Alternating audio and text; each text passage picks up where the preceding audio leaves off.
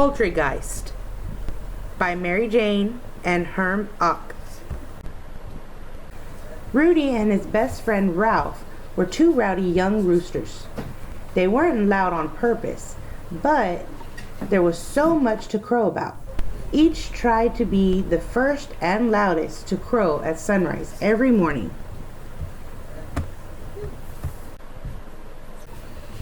Then they had contests all day long to decide who was the strongest or the biggest or the loudest. Finally, at sundown, they wrestled each other for the highest roost in the barn. Most of the other farm animals didn't mind the racket. They were rather noisy themselves and barely noticed Rudy and Ralph. The only ones who complained were Sophie the pig and Clarissa the cow. "Mrrr, I need peace and quiet to make milk," Clarissa mooed. "But Clarissa," Rudy said, "you give milk every day, no matter how loud we are." "You're keeping me awake at night," Sophie grunted. "I need my beauty sleep."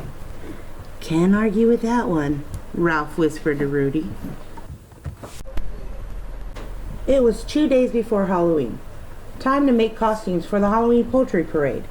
This caused even more than usual commotion. "Rrr, I'm losing my patience with this uproar," Clarissa bellowed. "Me too," snorted Sophie, and the two of them went off in a huff. "What old grumps," Ralph said. "They can't remember what it's like to have fun. I bet they were never young at all." Rudy felt sorry about bothering Clarissa and Sophie. He tried to be quiet the whole next day, but when the animals gathered in the barn that night to finish their Halloween costumes, he got caught up in the excitement and added his voice to the squawking. Suddenly, a huge figure rose up in the far corner of the barn, its head almost touching the highest roost. Rudy had never seen a creature so tall. The monster let out a moan as it lurched forward.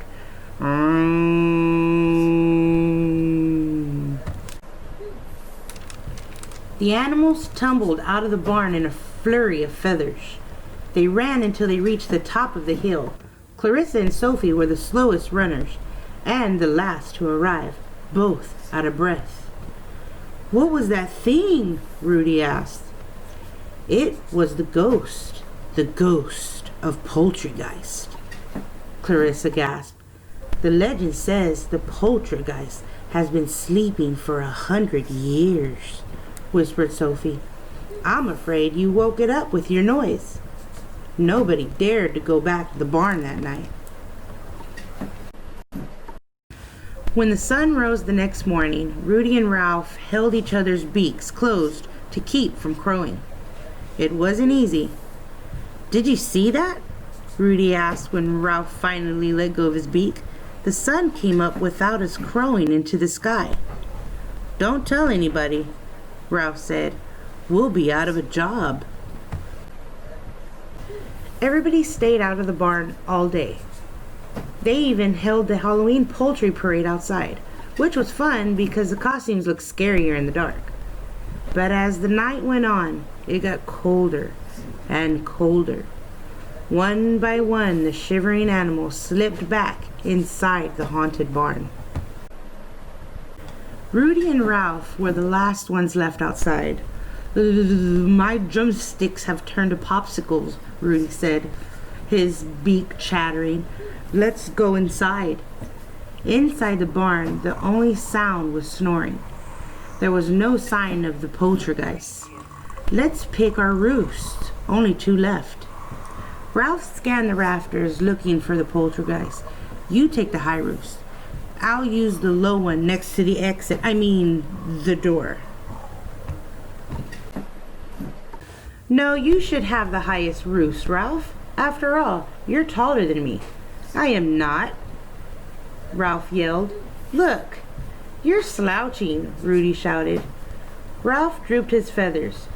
"You should have the top roost because you're much handsomer than me." "No, I'm ugly," Rudy crowed. "Look! Get up on that top roost," Ralph hollered. "No, you get up there," Rudy screeched. The two roosters rolled around the floor, feathers flying, when suddenly a shadow fell over them. A very tall shadow. "Boo!"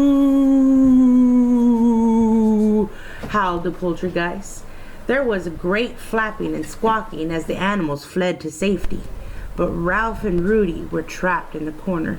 "Yikes! This is it, buddy," Ralph cried. "We're going to the big roost in the sky." "Don't give up. We can escape." Rudy grabbed his friend and tried to run around the Poultrygeist, but instead the two roosters smacked right into it. And it didn't feel all clammy and ghost-like. Instead, it felt like... "Feed sacks!" Rudy cried. "The Poultrygeist is nothing but a bunch of feed sacks all sewn together." "Can't be!" But Ralph gave a tug on the sacks, and there stood Sophie and Clarissa. "Boo!" Clarissa mooed, her eyes closed. "Enough with the ghost talk," Sophie said. "We've been unmasked."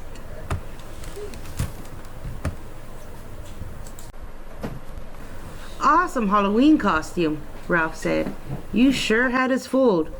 "They weren't fooling," Rudy said. "They wanted to scare us into being quiet." "Bingo!" Sophie said. "What gave you the first clue?" "I don't get it," Ralph said. "I was trying hard to be quiet." "Not hard enough," said Clarissa. Later, when the two roosters were alone, Ralph said, "I wasn't really afraid of the Poultrygeist, you know." "Are you kidding?" Rudy squawked. "You were so scared you almost choked on your gizzard." "I did not. Did too. Did not. Did too." "Ahem," said Sophie. "There's more than one way to quiet a pair of rowdy roosters." So she sat on both of them, and the two rowdy roosters remembered that lesson for a long time. The end. Good night, sleep tight, and don't let the bedbugs bite. To view more videos, go to the Ingleside Public Library's website at inglesidetx.gov/library.